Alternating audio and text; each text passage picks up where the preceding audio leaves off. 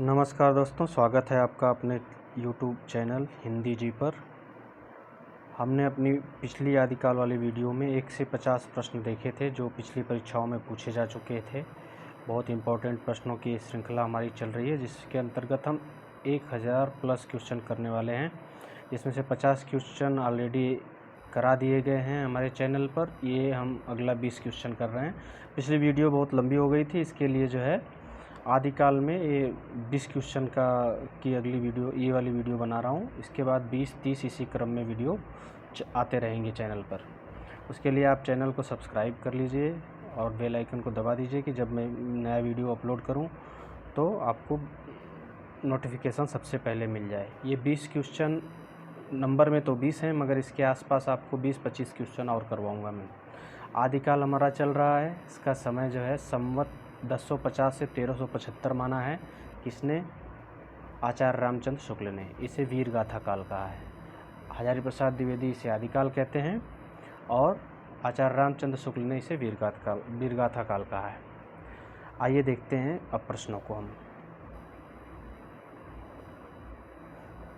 51वां प्रश्न, सिद्ध साहित्य में सिद्धों की संख्या कितनी मानी गई है? सिद्धों की संख्या पूछी जा रही है यहाँ। ये कई बार पूछा जा चुका प्रश्न है, इसीलिए बहुत आसान है।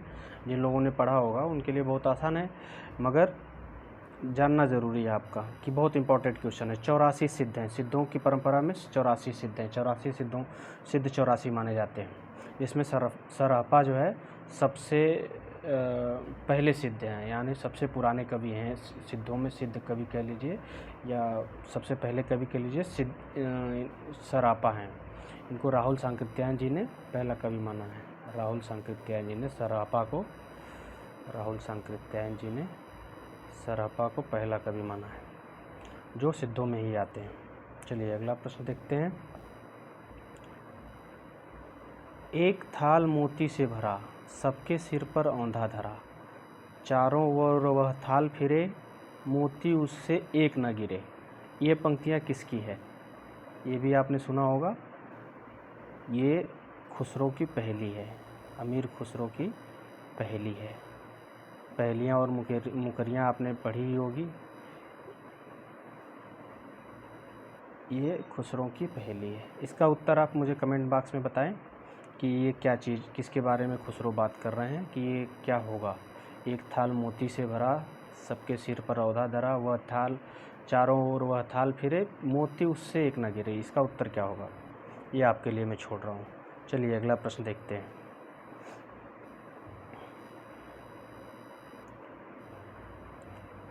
आदिकाल और भक्तिकाल के बीच एक स्वर्णिम कड़ी किसे कहा गया है? ये भी बहुत इंपॉर्टेंट प्रश्न है, कई बार पीजीटी टीजीटी में पूछा जा चुका है। आदिकाल और भक्तिकाल के बीच में एक स्वर्णिम कड़ी किसे कहा गया है? आदिकाल और भक्तिकाल के बीच में स्वर्णिम कली जो है विद्यापति को माना गया है। आदिकाल और भक्तिकाल की एक स्वर्णिम कली, एक चैन के रूप में विद्यापति हैं, जो अपनी रचनाओं से, अपने कवि कर्म से जो है एक चेन बनाते हैं दोनों कालों के बीच में। चलिए अगला प्रश्न देखते हैं।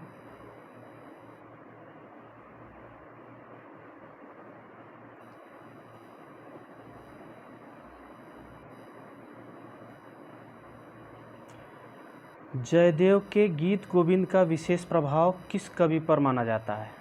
जयदेव के गीत गोविंद एक इनकी रचना है, उसका विशेष प्रभाव किसके ऊपर माना जाता है? जयदेव के गीत गोविंद का असर जो है विद्यापति पर माना जाता है। मीराबाई से, सूरदास से, शीत स्वामी से कुछ लेना देना नहीं है। ये जयदेव जो है, जयदेव का गीत गोविंद और विद्यापति की पदावली को लोग एक जैसी रचना मानते हैं। दोनों का वर्ण विषय या इस तरह से कह लीजिए, विषय एक ही है ना। ठीक है, अगला प्रश्न देखते हैं।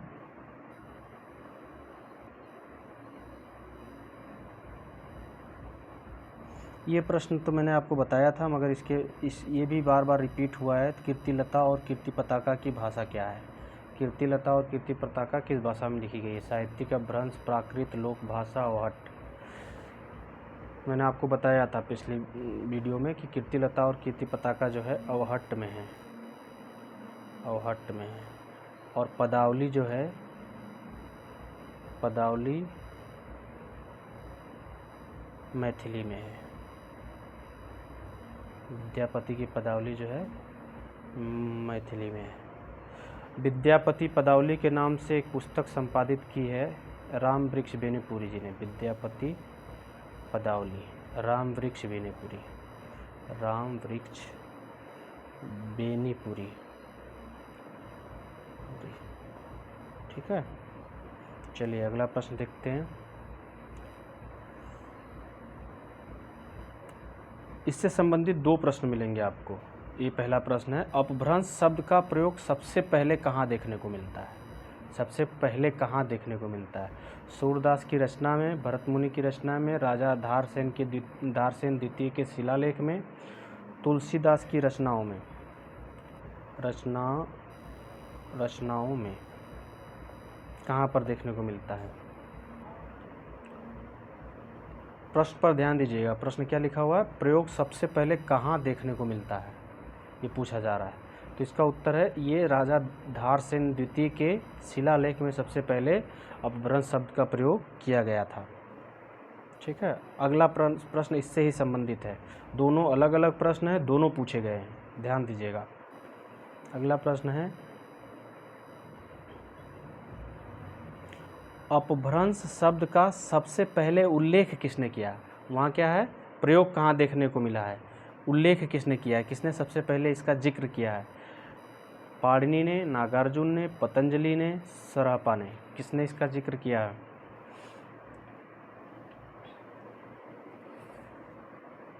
इसका जिक्र मिलता है पतंजलि के महाभाष्य, पतंजलि के द्वारा महाभाष्य के अंतर्गत। महाभाष्यकार जो हैं कि पतंजलि हैं, इनकी रचना है, उसमें मिलता है। पाणिनि की एक पुस्तक है अष्टाध्यायी, आपको पता होगा, मैंने पीछे भी बताया था। अष्टाध्यायी जो 8 अध्यायों में विभक्त है, 8 लेसन है इसके अंतर्गत। ये व्याकरण, संस्कृत व्याकरण की पुस्तक है, संस्कृत व्याकरण की पुस्तक है, संस्कृत व्याकरण की। सरापा की रचना है दोहा कोश।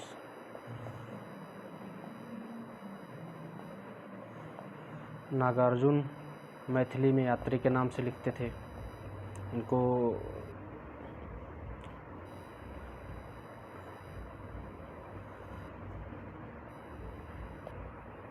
इनका मूल नाम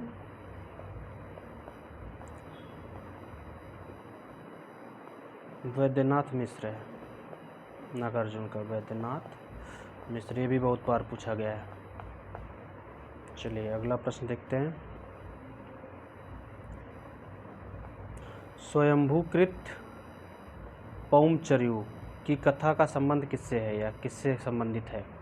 यह कृष्ण कथा है या राम कथा है, बौद्ध कथा है, शक्ति कथा है? किससे संबंधित है पौमचर्यु? पौमचर्यु इसको कहीं कहीं पद्मचरित्र भी कहा जाता है। पद्मचरित्र, पद्मचरित्र,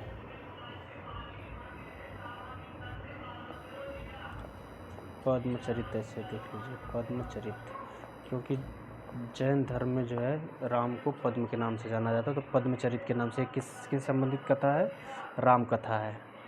चलिए अगला प्रश्न देखते हैं।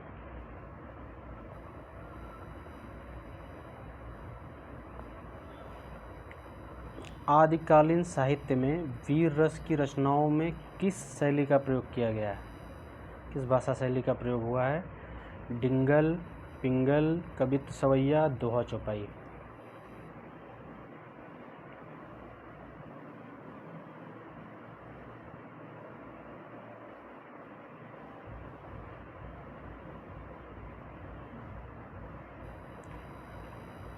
इसमें आदिकालीन साहित्य में वीर रस की रचनाओं में डिंगल का प्रयोग किया गया है। डिंगल जो है राजस्थानी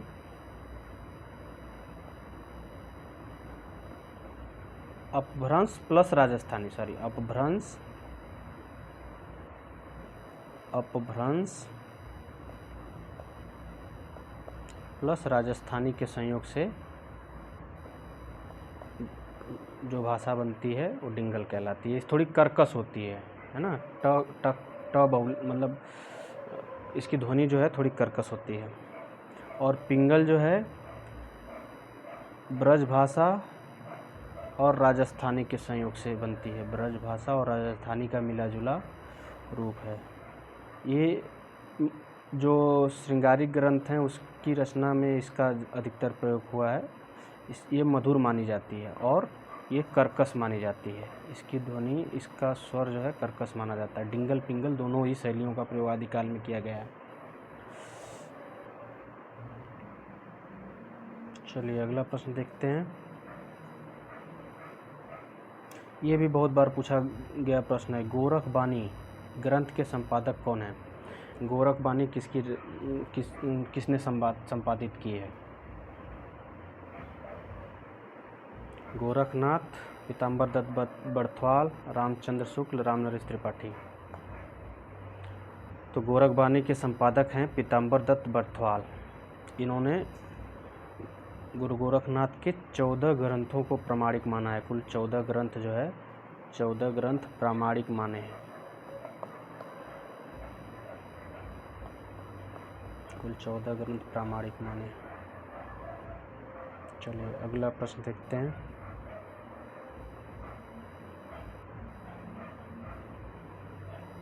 इकसठवां प्रश्न। गोरखनाथ के गुरु का नाम बताइए। गोरखनाथ के गुरु कौन थे? मत्स्येंद्रनाथ, गोपीचंद, चौरंगीनाथ, चुड़करनाथ। गोरखनाथ के गुरु का नाम आपको पता होगा मत्स्येंद्रनाथ। इनका नाम कहीं कहीं मच्छंदरनाथ भी आता है। मच्छंदरनाथ।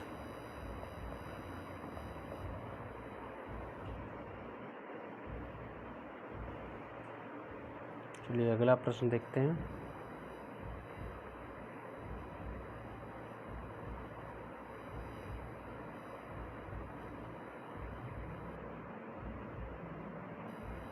बीसल देव रासों का अंगी रस क्या है? एक तरह से हम कह सकते हैं प्रधान रस क्या है। ये एक थोड़ी टाइपिंग में यहाँ पर श्रृंगार जो है ऐसे ही लिखा जाता है, मगर इसमें हिंदी टाइपिंग में लेता नहीं है जल्दी। श्रृंगार रस, वीर रस, रौद्र रस, शांत रस। तो इसका उत्तर क्या है? इसका उत्तर है श्रृंगार रस।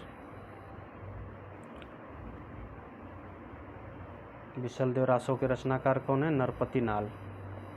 नरपति नाल, ये आपको बताया जा चुका है पीछे भी वीडियो में। बहुत इंपॉर्टेंट रचनाएं हैं, सब पूछी जाती है बार बार।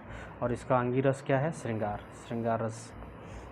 इसीलिए इसे रासो साहित्य में रासों की परंपरा में नहीं नाम तो दिया हुआ है आचार्य रामचंद्र शुक्ल ने, मगर इसको जो है श्रृंगारिक ग्रंथ माना है। जो 12 प्रामाणिक पुस्तकें बताते हैं शुक्ल जी, उसमें इसका नाम भी है रासो ग्रंथों के अंतर्गत, मगर इसका प्रधान रस जो है श्रृंगार है। अगला प्रश्न देखते हैं। हिंदी में प्रचलित 12 मासा सबसे पहले किस कृति में मिलता है? 12 मासा का सबसे पहले हमें दर्शन कहाँ होता है? नेमी चरयू, नेमीनाथ चौपई, पौम चरयू, संदेश रासक।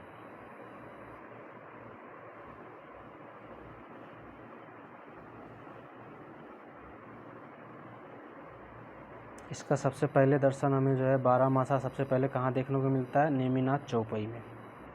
पौम चरयू किसकी रचना है? स्वयंभू की। संदेश रासक अब्दुल रहमान की या अब्दुल रहमान कह सकते हैं, अब्दुल रहमान की। कहीं कहीं अद्दहमाण नाम मिलता है इनका। चलिए अगला प्रश्न देखते हैं। पृथ्वीराज रासो को हिंदी का प्रथम महाकाव्य कहने वाले आलोचक हैं? किसने कहा हिंदी का प्रथम महाकाव्य? और चंद बरदाई को पहला हिंदी का प्रथम महाकवि किसने कहा है? नामवर सिंह, हजारी प्रसाद द्विवेदी, रामचंद्र शुक्ल, रामविलास शर्मा।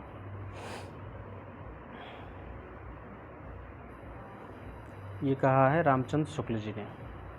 पृथ्वीराज रासो को हिंदी का प्रथम महाकाव्य रामचंद्र शुक्ल ने स्वीकार किया और इस महाकवि माना है चंद बरदाई को। चंद बरदाई।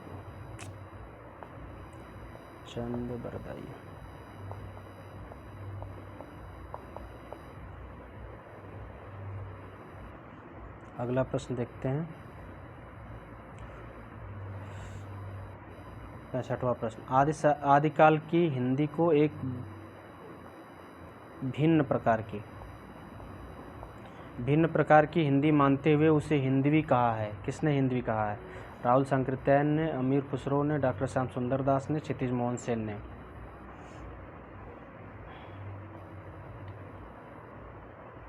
अमीर खुसरो ने हिंदवी कहा है। हिंदवी का प्रयोग किसने किया है हिंदी के लिए? अमीर खुसरो ने कहा है। चलिए अगला प्रश्न देखते हैं। युक्ति व्यक्ति प्रकरण यह ग्रंथ है महाकाव्य, गद्य काव्य, छंद, व्याकरण। ये भी पूछा जा चुका है कई बार। युक्ति व्यक्ति प्रकरण ये जो है व्याकरण ग्रंथ है। युक्ति व्यक्ति प्रकरण क्या है? व्याकरण ग्रंथ है। इसके रचनाकार कौन है? दामोदर पंडित।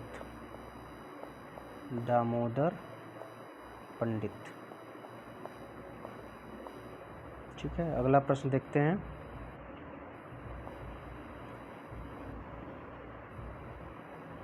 अपभ्रंश के प्रथम महाकवि कौन है? हेमचंद, स्वयंभू, रामचंद्र, सोमप्रभ सुब्रह। ये प्रश्न कई बार सेंटेंस बदल करके कई बार पूछा गया है। अपभ्रंश का वाल्मीकि, अपभ्रंश के प्रथम महाकवि, इस तरह से कई बार पूछा जा चुका है। तो इसका उत्तर क्या है? स्वयंभू। इनकी रचना कौन सी है? पौंचर्यू, जो बहुत चर्चित है। पौंचर्यू। चलिए अगला प्रश्न देखते हैं।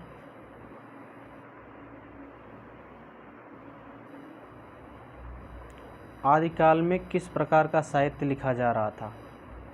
ये भी बहुत इंपॉर्टेंट प्रश्न है। आदिकाल से संबंधित आदिकाल में किस प्रकार का साहित्य लिखा जा रहा था? जनजीवन से हटकर राजाओं की वीरता का अतिरंजित वर्णन, कृष्ण भक्ति पर आधारित, निर्गुण की उपासना, उपयुक्त किसी प्रकार का नहीं।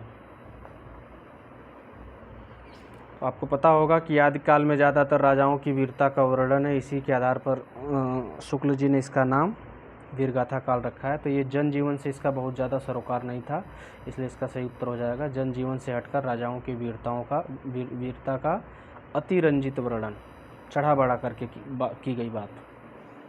ठीक है, अगला प्रश्न देखते हैं। अमीर खुसरो की पहेलियाँ तथा मुकरियों का क्या उद्देश्य है? अमीर खुसरो की पहेलियों तथा मुकरियों का क्या उद्देश्य है? पृथ्वीराज चौहान की वीरता का वर्णन, अलाउद्दीन और हमीर के युद्ध का वर्णन, मनोरंजन के माध्यम से लोक व्यवहार की शिक्षा देना, उपयुक्त किसी प्रकार का नहीं। आपको पता है कि आदिकाल के समय में हमारे देश की जनता बहुत शिक्षित नहीं थी, तो वो क्या ही पृथ्वीराज की वीरता का वर्णन इनसे सुनेगी, और पहेलियों और इसमें मुकरियों में क्या ही युद्ध का वर्णन करेंगे। तो ये इसका सही उत्तर हो जाएगा मनोरंजन के माध्यम से लोक व्यवहार की शिक्षा देना। कम पढ़ा लिखा आदमी जो है मनोरंजन का लाभ उठाने में ज़्यादा प्रवृत्त रहता है, सोचता है तरह तरह से मनोरंजन हो। तो इसको ध्यान में रखते हुए खुसरो ने जो है पहेलियों और मुकरियों के माध्यम से लोगों के सामान्य जीवन से जुड़ी हुई चीज़ें, एक तरह से आप कह सकते हैं सामान्य ज्ञान में वृद्धि करने के पर्पज़ से पहेलियों और मुकरियों की रचना की होगी। ठीक है, तो इसका मुख्य जो उद्देश्य क्या हो जाएगा? मनोरंजन के माध्यम से लोक व्यवहार की शिक्षा देना। चलिए अगला प्रश्न देखते हैं, 70वां और इस वीडियो का आखिरी प्रश्न। भविष्यत कहा किसकी रचना है? भविष्यत कहा किसकी रचना है? राम सिंह, देवसेन, धनपाल, पुष्पदंत। भविष्यत कहा किसकी रचना है?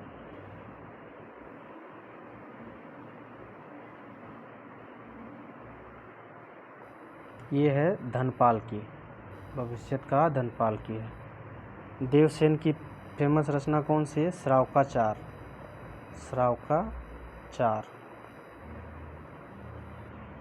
और पुष्पदंत की है महापुराण।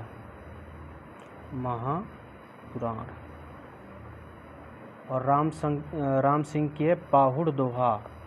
ये भी पूछी जाती है कभी कभार, पाहुड़ दोहा।